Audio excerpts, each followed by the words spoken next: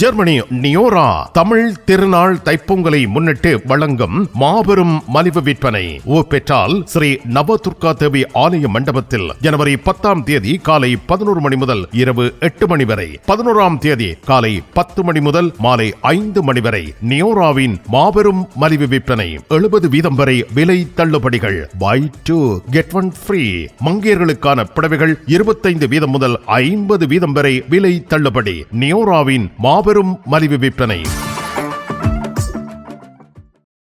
தமிழ் காட்சி ஊடகத்தோடு தொடர்ச்சியாக இணைந்து வருகின்ற உறவுகளே, உங்கள் எல்லோருக்கும் எமது மகிழ்ச்சியான நன்றியை தெரிவித்துக் கொள்கின்றோம். மிக சிறப்பாக எங்களுடைய வேண்டுகோளை ஏற்று நீங்கள் செயல்பட்டு வருகின்றீர்கள். இதுவரையில் சப்ஸ்கிரைப் செய்யாது இருப்பவர்கள் தயவு செய்து சப்ஸ்கிரைப் செய்து கொள்ளுங்கள். உங்கள் அனைவருக்கும் எமது நன்றி.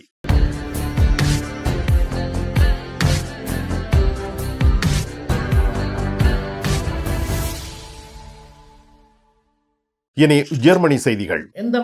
வணக்கம். சமூக உதவியில் கடுமையான நடவடிக்கைகள் மேற்கொள்ளப் போவதாக CDCU கட்சி தெரிவித்திருக்கிறது.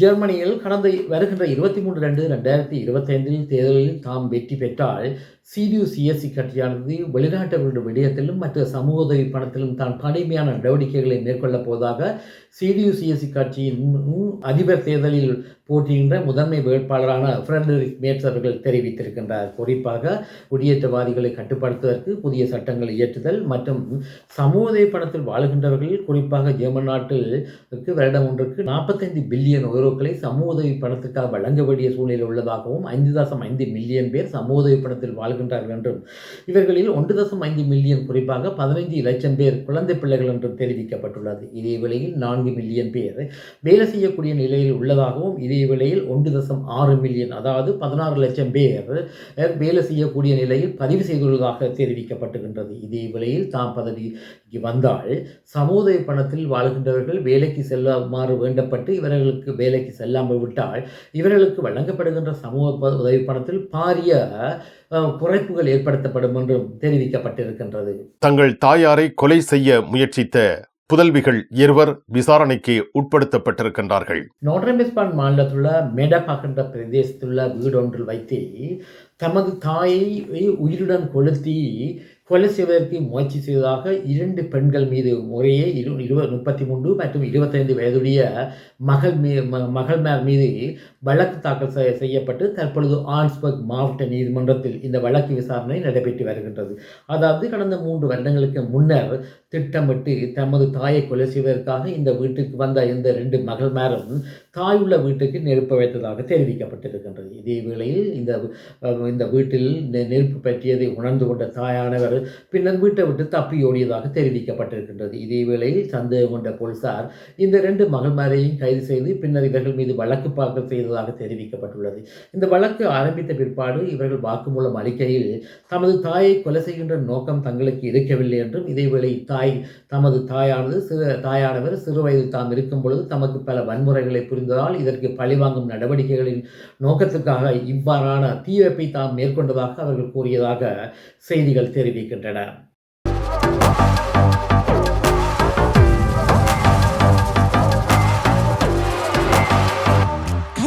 கருப்பாகி கருப்பாகி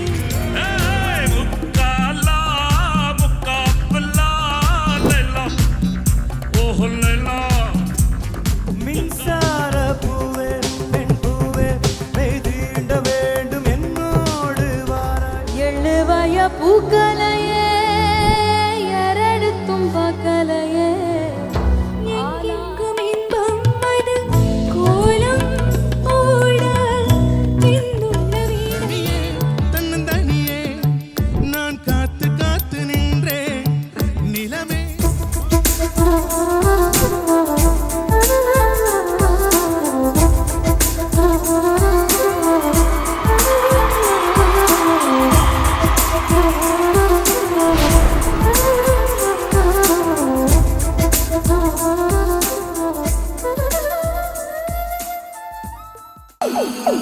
ஜெர்மனி டோட்மொண்டில் KKL டெக்ஸ்டீலியன் தமது 8வது ஆண்டு நிறைவை வாடிக்கையாளர்களை மகிழ்வித்து கொண்டாடுகின்றார்கள். ஜனவரி 10, 11 தேதிகளில் அனைத்து புடவை திணுசுகளும் 20% முதல் 50% வரை விசேட விலை கழிவில் வழங்கப்பட உள்ளன. 150 யூரோவுக்கு மேல் பெறுமதியான பட்டுச் சேலை கொள்முதல் செய்யும் ஒவ்வொருவருக்கும் பிரீமியர் மிக்சர் கிரைண்டர் அன்பளிப்பாக வழங்கப்பட உள்ளது. முந்திக் கொள்ளுங்கள். KKL டெக்ஸ்டீலியன், ரைனிஜ் ஸ்ட்ராசா 56, டோட்மொண்ட்.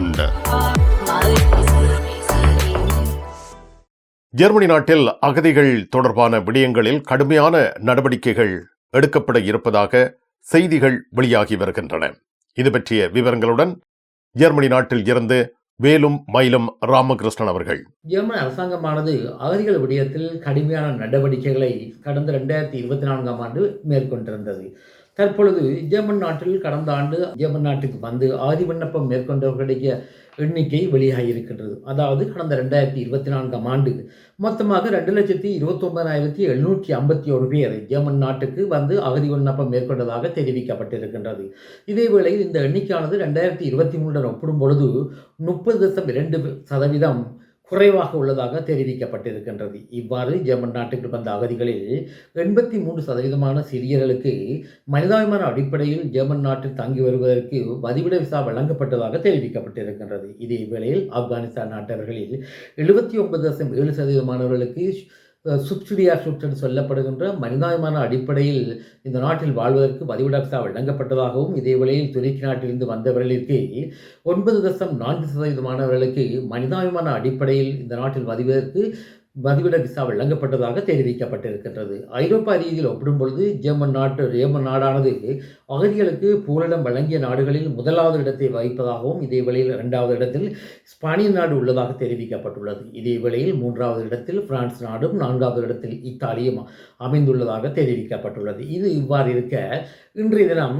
பாடன்-württemberg மாநிலத்தில் உள்ள ஒஃபன்பர்க் என்ற பிரதேசத்தில் உள்ள அகதி முகாமிலிருந்து ஒரு அகதியொருவரை நாடு கடத்துவதற்கு போலீசார் முயற்சி செய்ததாக தெரிய வந்திருக்கின்றது. இதே வேளையில் இந்த 20 வயதுடைய அகதியானவர் தனது நாடு கடத்தலிலிருந்து தப்பித்துக் கொள்வதற்காக முதலில் தனது கையை வெட்டியதாகவும், பின்னர் நாடு கடத்துவதற்காக அந்த வதிவிட விசா இடத்திற்கு வந்த போலீசார் மீது கத்திக்குத்து தாக்கல் சம்பவத்தை மேற்கொள்ள முயற்சித்ததாக தெரிவிக்கப்பட்டிருக்கின்றது. இதே வேளையில் போலீசார் நிலைமைகளை கட்டுப்பாட்டுக்கு கொண்டுவதற்கு துப்பாக்கியை பிரயோகிக்க வேண்டிய சூழ்நிலை ஏற்பட்டதாக தெரிவிக்கப்பட்டிருக்கின்றது. அதாவது அந்த இடத்துக்கு வந்த போலீசார் பல துப்பாக்கிகளிலிருந்து சூடுகள் விழுந்ததாக தெரிவிக்கப்பட்டிருக்கின்றது. இதே வேளையில் இந்த துப்பாக்கி சூட்டினால் யாராவது காயம் அடைந்தாரா என்று பார்க்கும் பொழுது ஒருவரும் காயம் அடையவில்லை என்று தெரிவிக்கப்பட்டிருக்கின்றது. இதே வேளையில் இது சம்பந்தமான மேலதிக விசாரணைகளை போலீசார் மேற்கொண்டு வருவதாக தெரிவிக்கப்பட்டுள்ளது. இதே வேளையில் இந்த 20 வயதுடைய நபரானவர் பின்னர் போலீசாரால் கைது செய்யப்பட்டதாகவும் செய்திகள் தெரிவிக்கின்றன.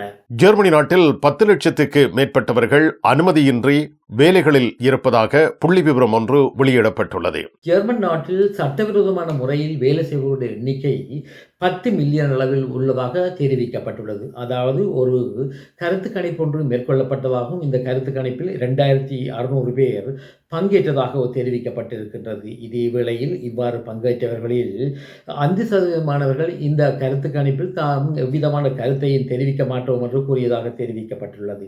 இதே வேளையில் 29% கருத்து வெளியிடுகையில் தமக்கு யார் சட்டவிரோதமான முறையில் வேலை செய்கின்றார் என்பது பற்றி தெரியும் என்று கருத்தை தெரிவித்ததாக செய்திகள் கூறுகின்றன.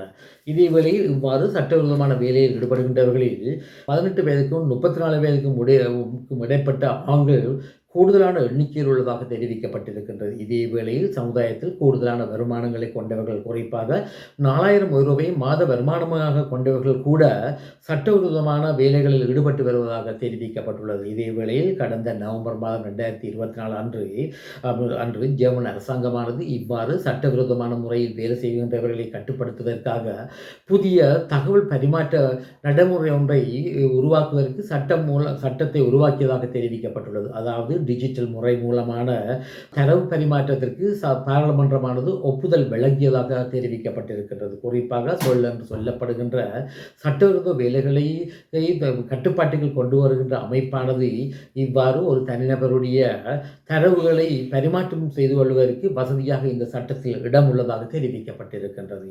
டோட்முண்டில் ராஜமுத்திரை SK Silks Paradise உங்களுக்கு பிடித்தமான ஆடைகள் அனைத்தும் மாபெரும் மலிவு விற்பனை. ஒவ்வொரு சனிக்கிழமையும் அதிவிசேட மலிவு விற்பனை. விஜயம் செய்யுங்கள் SK Silks Paradise டோட்முண்ட். இனி உலகச் செய்திகள். இலங்கையில் பொதுபல சேனா என்று சொல்லப்படுகின்ற அமைப்பினுடைய பொதுச் செயலாளரான கலகுட அத்தே ஞானதேரர் அவர்களுக்கு நீதிமன்றமானது 9 மாத சிறை தண்டனையை விதித்திருந்தது. அதாவது இவர் இஸ்லாம் சமயத்தை அவமதித்த குற்றச்சாட்டில் இவர் மீது வழக்கு தாக்கல் செய்யப்பட்டு பின்னர் நீதிமன்றமானது இந்த வழக்கை விசாரித்த பிற்பாடு இவருக்கு 9 மாத சிறை தண்டனையை விதித்திருந்தது. இதே வேளையில் தனது 9 மாத சிறை தண்டனையை எதிராக தாக்கல் செய்யப்பட்ட மனுவை மேல்முறையீட்டு நீதிமன்றமானது இன்று விசாரணைக்கு எடுத்துக்கொள்ளப்பட்டது. அதாவது இந்த மேல்முறையீட்டு நீதிமன்றமானது இவ்வாறு சிறை தண்டனை வழங்கப்பட்டவர்களுக்கு பிணை வழங்க முடியாதென்று தீர்ப்பு வழங்கி இருக்கின்றது. அதாவது மேலதிக நீதிமன்றான பயஸ் அமரசேகர அவர்கள் இவ்வாறான ஒரு தீர்ப்பை இன்று வழங்கியிருக்கின்றார். அமெரிக்காவில் புதிதாக தெரிவு செய்யப்பட்ட அமெரிக்காவினுடைய ஜனாதிபதியான டொனால்ட் ட்ரம்ப் அவர்கள் தாம் பதவிக்கு வந்த பிற்பாடு குரீன்லாந்து சொல்லப்படுகின்ற டென்மார்க்குக்கு சொந்தமான மிகப்பெரிய தீவை தமது கட்டுப்பாட்டுக்குள் கொண்டு வருவதற்கு தான் தயார் என்று கூறியிருந்தார். அதாவது இவ்வாறு கட்டுப்பாட்டுக்குள் கொண்டு வருவதற்கு தான் ஆயுத பிரயோகத்தை கூட மேற்கொள்ளுவேன் என்றும் அவர் கூறியிருந்தார். இதே வேளையில் பத்திரிகையாளர் மாநாட்டின் பொழுது மீண்டும் அவர் தான் இந்த நடவடிக்கைக்காக ஆயுதப்படைகளை கூட பயன்படுத்துவார் என்றும் மீண்டும் வலியுறுத்தியிருந்தார். இதே வேளையில் தற்பொழுது இந்த விடயத்தில் மாஸ்கோவானது தனது கவனத்தை செலுத்தியுள்ளதாக தெரிவிக்கப்பட்டுள்ளது. அதாவது மாஸ்கோவில் கிரெம்ளின் பேச்சாளரான டிமிட்ரி பெஸ்கோ அவர்கள் கருத்து வெளியிடுகையில் உக்ரைனில் ரஷ்யாவால் கட்டுப்பாட்டுக்கு கொண்டு வரப்பட்ட பிரதேசத்தில் ரஷ்யாவானது பொதுசன வாக்கெடுப்பை நடத்த வேண்டும் என்று வேண்டுகோளை விடுக்கின்ற மேற்குலக நாடுகளில் அமெரிக்காவானது குரீன்லாந்தில் இவ்வாறு குரீன்லாந்து மக்கள் அமெரிக்காவுடன் சேரப்போகின்றார் என்பதை பற்றி கருத்து கணிப்பு வாக்கெடுப்பு ஒன்றை நடத்த வேண்டும் என்றும் கூறியிருக்கின்றார். இதே வேளையில் இந்த விடயத்தில் ட்ரம்புடைய நடவடிக்கைகளை தாம் உன்னிப்பாக அவதானித்து வருவதாகவும் கிரெம்ளினுடைய பேச்சாளரான டிமிட்ரி பெஸ்கோ அவர்கள் தெரிவித்திருக்கின்றார். மிக்க நன்றி வேலும் மயிலும் ராமகிருஷ்ணன் அவர்களே. மீண்டும் சந்திப்போம். வணக்கம். அதெல்லாம் இருக்கட்டுமாப்பா, வீட்டு டிடி பாக்ஸ் இருக்கோ என்ன இல்லையோ? எனக்கு விசாக்கு முதல் டிடி பாக்ஸ் இருக்கும் இல்ல? சரி, ஓகே, பாய். நைட் எடுக்கிறேன் என்ன? சரியா? இங்க என்னடா வாங்கி விற்கிறாராம்? என்ன இப்போ உலகம் டிடி பாக்ஸ் எல்லாம் இருந்திருக்கு இல்ல, அவர் என்னன்னு சொன்னா ஃபுட் சிட்டி வச்சுக்கிறாரு தானே, இப்ப கொஞ்சம் பிஸியா இருப்பார். அவர் வீட்டை டிவியும் பாக்குறீங்கள, அப்ப இப்ப நான் போறேன் தானே, இப்ப வாங்கி விற்பேன். மறந்துடாதீங்கோ, நீங்களும் வீட்டுல டிடி பாக்ஸ் வாங்கி வைங்க. தமிழ் தொலைக்காட்சிகளின் நிகழ்ச்சிகளை தங்கள் இல்லங்களுக்கு எடுத்து வருவதில் முன்னணி வகிப்பது டிடி பாக்ஸ். நீங்கள் விரும்பும் தொலைக்காட்சி நிகழ்ச்சிகளை இலகுவாக பார்த்து மகிழ டிடி பாக்ஸ். விவரங்களுக்கு 0049 1630 00 78 00.